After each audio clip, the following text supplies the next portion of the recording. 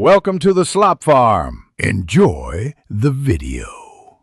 You start by opening Paint 3D and creating a new canvas. Choose a size that fits your final object. Use the 3D view and grid so proportions stay consistent because scale errors are hard to fix later. Select basic 3D primitives, cube, sphere, cylinder, and place them to block out the silhouette.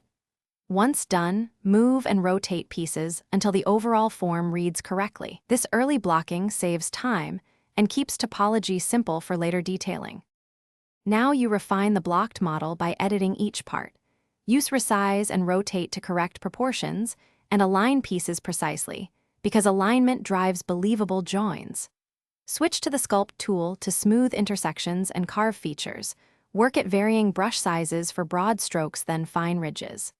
Apply stickers or textures to preview surface detail, and paint with the brush tool to tint geometry. Make sure to frequently orbit the model, so you catch silhouette and contour problems. Finish by checking all groups and merging where appropriate, because too many separate objects complicate export.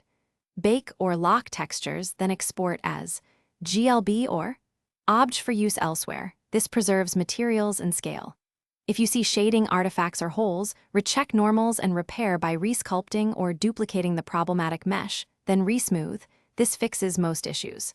Finally, reduce polygon count only after confirming form. Since premature decimation loses detail, you cannot easily recover. Thanks for watching. Consider subscribing if we helped you today.